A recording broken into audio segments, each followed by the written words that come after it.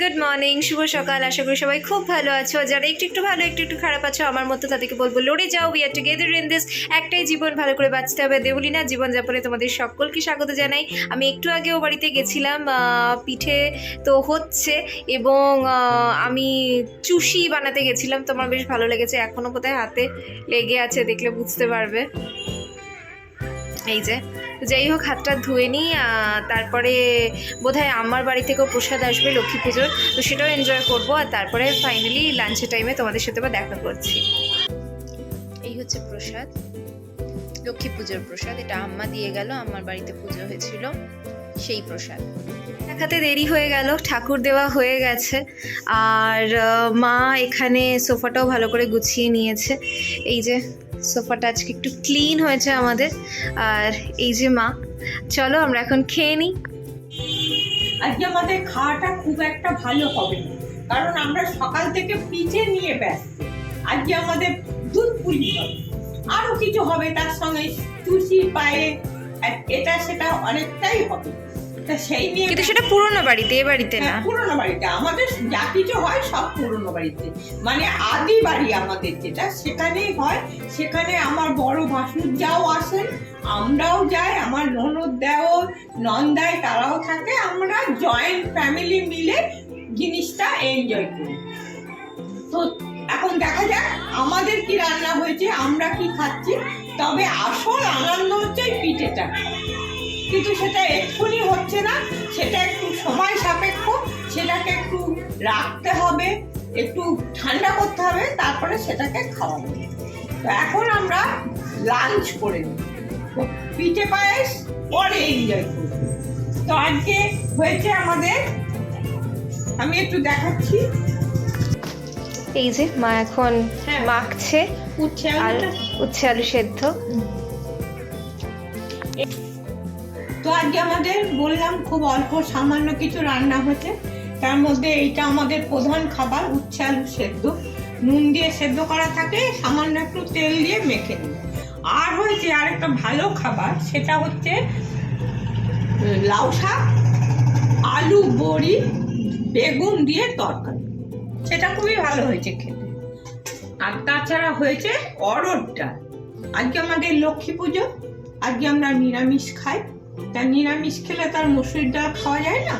সোমবার বা কোনো পুজো পার্বণে আমরা অরহর ডাল খাই। মুগের ডালও খাই না যে তা না, কিন্তু মুগের ডালে একটু অ্যাসিড হয়, ওই জন্য মুগের ডালটা একটু অ্যাভয়েড করি। তাই জন্য আজকে অরহর ডাল খাইছি। এই চলো তাহলে আজকের এই খাবার। তো চলো আমরাও খেয়ে নিই, তোমরাও ধীরে সুস্থে খেয়ে নাও, শান্তিতে খাও, সঠিকটা খাও, বেছে খাও। আবার পরে কথা হচ্ছে। হ্যাঁ, আজকে মকর সংক্রান্তি লাস্ট, আজকে পয়লা মাঘ, পৌষ মাস চলে গেল। আমাদের পিঠে পুলি খাওয়ার মাস এবছরের মতো আমাদের চলে গেল। তবু আমরা খাবো না যে তা না, খাবো, কিন্তু সেই আনন্দের সঙ্গে আপ্লুত হয়ে খাওয়া, সেটা আর এবছরের মতো হয়ে গেল। তো দেখো, কাল তোমাদের দেখাতে পারিনি, কাল তখন হচ্ছে সবে। আমি চুষি বানিয়েছি আর পিঠে পুলিতে হেল্প করেছি, এইটুকু বলতে পারি। তো এখন 10টা বাজে। আমরা আজকে একটু দেরি করে উঠেছি, কারণ আমরা কালকে পুরোনো বাড়িতে আমাদের একটা গেট টুগেদার হয়েছে, সবাই একসঙ্গে খাওয়া দাওয়া, চা খাওয়া। আর আমার শরীরটা একটু খারাপ ছিল। আমরা এসেছি প্রায় রাত্রি 10টা, তারপরে আমরা খেয়েছি, তারপর আমরা শুয়েছি। সুতরাং সকালে উঠতে দেরি হয়েছে। তাও সকালে উঠে তোমাদের একটা জিনিস দেখানো হলো না, সেটা হচ্ছে আমি একটু ম্যাগি করেছিলাম, সেটা দেখানো হলো না, সেটাও খেয়ে নিয়েছে। তো এখন যেটা আমরা খাবো সেটা আমি নয়, অবভিয়াসলি আমি পরে খাবো। সকালে ব্রেকফাস্ট হয়েছে রুটি আর আলু ফুলকপি ক্যাপসিকাম, এই দিয়ে একটা সবজি। দেখতে পেলে তোমরা? এই হচ্ছে আমাদের সকালে ব্রেকফাস্ট। এখন আমাদের পুলি পায়েস পিঠে, এ দেখো, দেখছো পুলি, এ দেখো, এটা ও বাড়ি থেকে এসছে। এটা পুরনো বাড়ি থেকে এসছে। এই দেখো আমার মেয়ে চুষি বানিয়েছে, দেখো তোমাদের চোখে পড়ছে? তো দেখো কতটা দিয়েছে, এতটা কি আমরা খেতে পারি? একটু রেখে রেখে খাবো। তা তোমরাও কালকে খেয়েছো নিশ্চয়, কিন্তু তোমরা কি আমার কথা ভেবেছো যে আমাদের একটা আন্টি আছে, সে আমাদের সঙ্গে এরকম কথা বলে, সবকিছু শেয়ার করে? যদি না করে থাকো আমার আপত্তি নেই, তবে যদি করে থাকো তাহলে আমি বলবো তোমরা আমার অত্যন্ত আদরের, অত্যন্ত স্নেহের, অত্যন্ত ভালোবাসার, যে তোমরা খেয়েছো আমাকে মনে করো, এতে আমি অত্যন্ত আপ্লুত। তো ঠিক আছে, আজ এখন এইটুকু, পরে আবার তোমাদের সামনে আসছি অন্য রকম নিয়ে, ঠিক আছে? মা আজকে একটা প্যারানর্মাল এক্সপিরিয়েন্স শেয়ার করবে, নিজের একটা ভৌতিক ঘটনা শেয়ার করবে। করবো, ঠিক তবে আছে। আমি ভূত বলে বিশ্বাস করি না, তবু আমি নিজের চোখে যেটা দেখেছি সেটা তোমাদের জানাবো। না, আমি বিশ্বাস করি। ভীষণ সাহসী, ভীষণ অ্যাক্টিভ। তবে যদিও আজ আমার শরীরটা ভালো নয়, আমি একটা হার্ট ফেলিওর পেশেন্ট, তবে মনের দিক থেকে আমার খুব দৃঢ়তা আছে, যেটা নিয়ে আমি পথ চলি, এবং ঈশ্বরের আশীর্বাদ আমার মাথায় আছে। আমি সবসময় ওনাকে স্মরণ করি, শ্রী শ্রী ঠাকুর রামকৃষ্ণদেবকে। আমি ওনার পথে চলি, ওনার কথায় কথা বলি, এবং ওনার ভাবধারায় আমি বিশ্বাস করি, এবং উনিও আমাকে আশীর্বাদ করেন, যে আশীর্বাদের জোরে আজও আমি ঘুরে বেড়াচ্ছি। আমার ঘুরে বেড়ানোর কথা নয়, তবুও উনি আমাকে বাঁচিয়ে রেখেছে, ওনার আশীর্বাদে আমি বেঁচে আছি। ঠিক আছে, ওই ভৌতিক ব্যাপার যেটা আমার মনে হয়েছে, যদিও আমি ভয় পাইনি সেই রাত্রিরে দেখে, কিন্তু সেটা তোমাদের সঙ্গে শেয়ার এই ব্লগে বা পরের ব্লগে। দেখি এখন কতটা করতে পারি। এখন সকাল বাজে 10:15। আমার কাজের মেয়ে দুটো আসেনি, তারা কালকে বিকেলে দুটোর একটাও আসেনি। ঠিক আছে, তোরা পিঠে পুলি খাবি, আমি তোদের ছুটি দিই, যা, বছরে তো 3টে দিন, তোরা তো আনন্দ করবি, তোরাও তো আমারই অংশ। আমি আমার মেয়েদের 3টে মেয়ে বলে ভাবি, আমার একটা, ওরা দুটো। তো ওরা বললো, কাকিমা তুমি আমাকে আমাদের যেভাবে ভালোবাসো বা আমাদের যেভাবে করো, এরকম সব বাড়িতে করে না। আমরা সব বাড়িতে বলবি যে আজকে বিকেলে তোদের ছুটি, তোরা পিঠে পুলি পায়েস করে তোরা খা, তোদের সন্তানদের দে এবং আনন্দ কর বলে তাদের কালকে বিকেলে ছুটি দিয়েছি। তারা আসেনি। এখন সমস্ত বাসন বেসিনে ভিজিয়ে দিলাম, চা করলাম, আমি খেলাম, আর একটু ডাল বসিয়ে দিয়েছি। ও এসে সবটা করবে, একটু ডাল করে রাখি, দুটো ডিম সেদ্ধ করে রাখি, ও এসে যতটা পারবে করবে, আমি যেটুকু পারলাম করে দিলাম। তাতে ওরা খুব খুশি হয় যে কাকিমা তুমি তো অনেকটাই করে রাখো। কেন করি আপনাদের বলছি, আমি তো একটা হার্ট ফেলিওর পেশেন্ট, কিন্তু আমি ভাবি বসে গেলে আমি বসে যাব, কিন্তু আমি বসে যেতে চাই না, শরীরটাকে অ্যাক্টিভ রাখতে চাই। শরীর আমি যত অ্যাক্টিভ রাখবো তত আমি ভালো থাকবো, আমার মন ভালো থাকবে। আর আমি যদি বসে যাই তাহলে আমার মনে হবে আমি অসুস্থ রোগী, আমি আর কিছু পারবো না। কিন্তু সেটা আমি ভাবতেও চাই না, সেটা অনুভব করতেও চাই না। সেই জন্য আমি ভাবি যতটুকু আমি পারি, যতটা আমি পারি ততটাই আমার করাটা উচিত বলে আমি মনে করি। সেই জন্য আমি এখন ওইগুলো করেছি, করে রেখে বসিয়ে এসছি। গ্যাসটা অফ করে দেবো, তারপরে ও এসে যা রান্না করবে তা করবে। এই হচ্ছে তো আমি বলবো যে আমার জীবনে যেমন এক্সপিরিয়েন্স মধ্যে দিয়ে আমি চলছি, তোমরা যারা আমার বয়সী আছো সকলেই যে সুস্থ তা তো না, অনেকে অসুস্থ আছে, কিন্তু মনের জোর হারিও না, মনের জোর বড় জোর।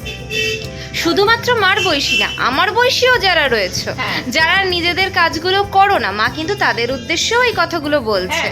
তবে আমি বলবো হেমন্ত মুখার্জির একটি গান আমি শুনেছিলাম, তো সেখানে একটি লাইন আমি আজও মনে আছে আমার, আমি তাকে পাথর করে চলি। সেটা হচ্ছে, বয়স বাড়ে বাড়বে, মনের বয়স বাড়তে দিও না। কারণ মনটাই হচ্ছে আমাদের সব। মনটা যদি ভেঙে যায় তাহলে আমাদের বয়স কিন্তু 20 বছরেই আমরা বুড়ো হয়ে যাব বা বুড়ি হয়ে যাব। তা আমার বয়সী যারা আছো, আমার সন্তান সন্ততি যারা আছো, তাদেরকে আমি সকলকে বলবো, কুঁড়েমি করবে না, অলসতাকে প্রশ্রয় দেবে না, নিজেকে স্বাবলম্বী হয়ে প্রত্যেকটা কাজ করার চেষ্টা করবে এবং ভাববে আমি যা পারি আর কেউ তা পারে না। নিজের ওপর কনফিডেন্স, এটা একটা বড় ব্যাপার। তো সেই কনফিডেন্স যদি তোমার থাকে তাহলে তুমি সব কাজে উত্তীর্ণ হতে পারবে। বয়স্কদের বলছি বা অল্প বয়স্কদের, ভেঙে পড়া খুব সহজ ব্যাপার, কিন্তু শক্ত হয়ে দাঁড়িয়ে প্রত্যেকটা কাজ সমাধান করা, এটা একটা খুব বড় ব্যাপার। এটা মনের দৃঢ়তা না থাকলে, মনের নিজের অনুপ্রেরণা না থাকে, তাহলে সেটা করা যায় না। সেটাকে করতে গেলে মনকে শক্ত করতে হবে এবং নিজেকে ভাবতে হবে আমি তো মানুষ, আমি তো মনুষ্য জন্ম নিয়ে এসেছি, মনুষ্য জন্ম পারে না এমন কোনো কাজ নেই। তো আমাদের সব মনীষীদের কথা মনে পড়বে, আমাদের লেখক, শিল্পী, সাহিত্যিক, তারা কি করছে, তাদের কথা ভাবলে আমরা ভাবি আমরা সর্ষে দানার মতো কিছু করছি না। এটা রবীন্দ্রনাথের কথা নিয়ে আমি বলছি। বিপুলাই পৃথিবীর কতটুকু জানি, দিকে দিকে কত না নগর রাজ। তিনি কেন বলেছেন? তিনি বলেছেন যে আমাদের এই বিশ্ব ব্রহ্মাণ্ডে, আমাদের এই পৃথিবী অনেক বড়, কোনায় কোনায় লুকিয়ে আছে প্রতিভা। সেই প্রতিভাকে জাগাতে হবে, সেই প্রতিভাকে তুলে ধরতে হবে। কেননা সেই প্রতিভা যদি জাগে, প্রতিভা যদি উঠে দাঁড়ায়, ইয়াং জেনারেশন যারা আছো তারাই কিন্তু মূল স্রষ্টা, তারাই সৃষ্টি করবে আমাদের এই পৃথিবী গড়তে। তারা কেন? তাদের যত এনার্জি, তাদের যত আবেগ, তাদের যত ভালোবাসা, সেই দিয়ে তারা পৃথিবীকে গড়বে এবং পৃথিবীকে সুন্দরভাবে তৈরি করবে। শুধু তারা একা নয়, তখন তারা দেখবে তাদের পাশে কত প্রবীণ নবীন সবাই এগিয়ে এসেছে। তারা এগিয়ে আসবে এই কারণে, ওই তরুণ প্রজন্মকে দেখে। তরুণ প্রজন্ম এমন একটা জন্ম যেখানে কোনো বাধা মানে না। তো নজরুলও বলেছিলেন, কারা রইল কপাট ভেঙে ফেল কর দিল। তো কেন বলেছিলেন যে এই যে অত্যাচার, অনাচার, অহিংসা, হিংসা চারিদিকে, আমাদের ভারতবর্ষ একটা সুন্দর দেশ, সেখানে এত অত্যাচার হচ্ছে।